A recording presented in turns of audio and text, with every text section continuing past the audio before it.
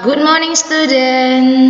Kita kembali lagi jumpa di pagi ini dengan pelajaran kita SBDP. Miss harap seluruhnya anak-anak Miss yang di rumah dalam keadaan sehat ya nak ya. Sekarang kita belajar SPDB. Hari ini pelajaran kita yaitu tentang seni dua dimensi. Ya nak ya, coba perhatikan yang sudah Miss lampirkan.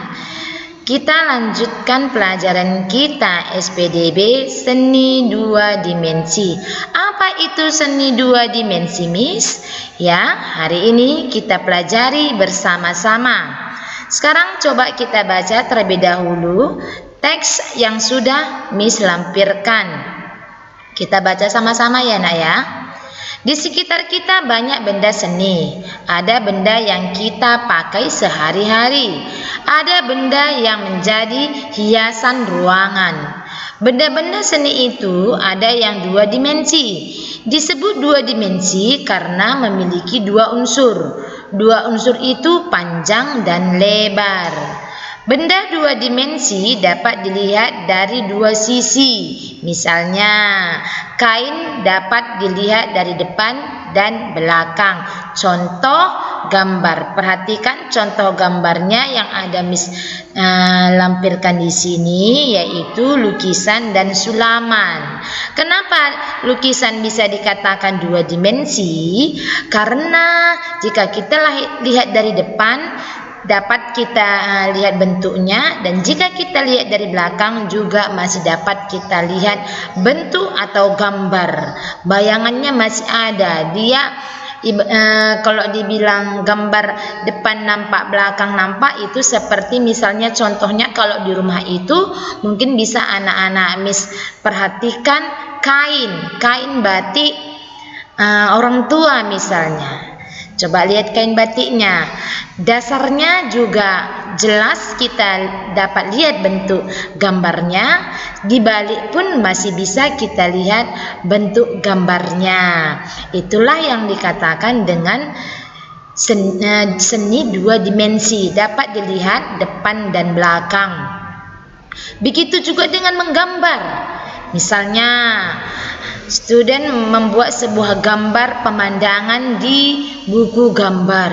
Ketika student memberi warna gambar tersebut, kalau menggunakan cat yang cair, yang jelas, coba perhatikan di belakang gambar itu, pasti muncul gambar yang student buat tadi di belakang lembaran buku gambarnya.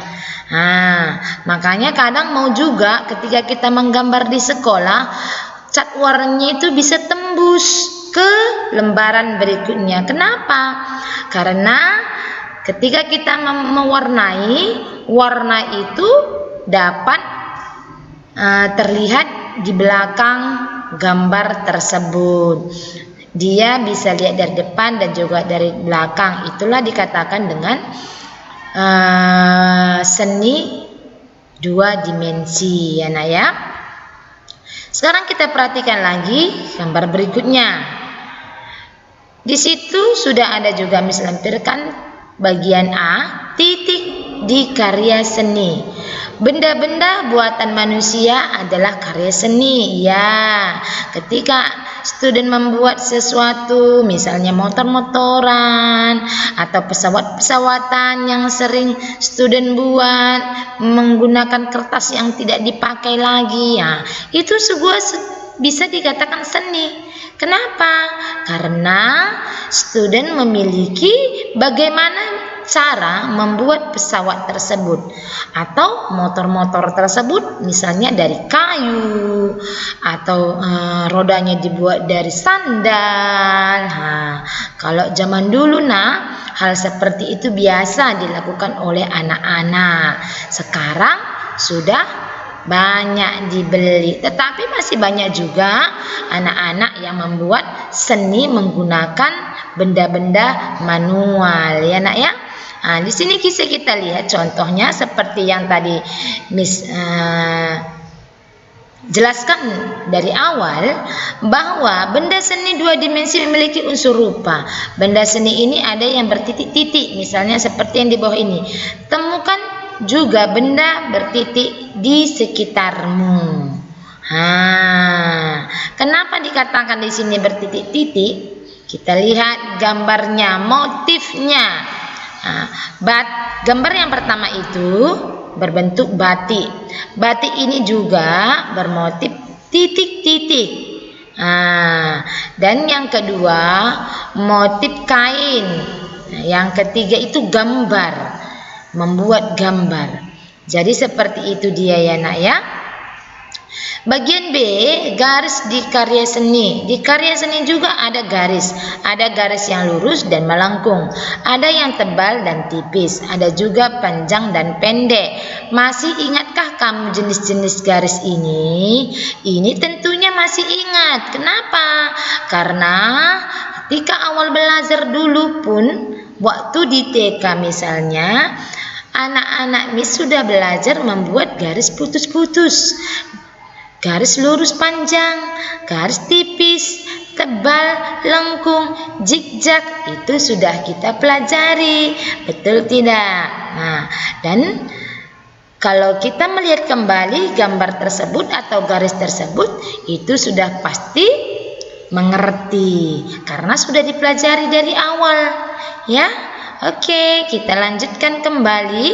Sebelum Miss akhiri pelajaran SBDB kita hari ini, Miss sudah buat tugas. Apa tugasnya Miss? Membuat gambar karya seni, garis karya seni yang bagaimana? Yang sudah kita lihat tadi, yang sudah Miss lampirkan bagian B. Jadi student buat gambarnya, setelah selesai dikasih warna supaya lebih indah. Karena kita sekarang belajar seni. Jadi seni itu bagaimana supaya lebih indah? Seperti itu yang harus kita lakukan. Kenapa?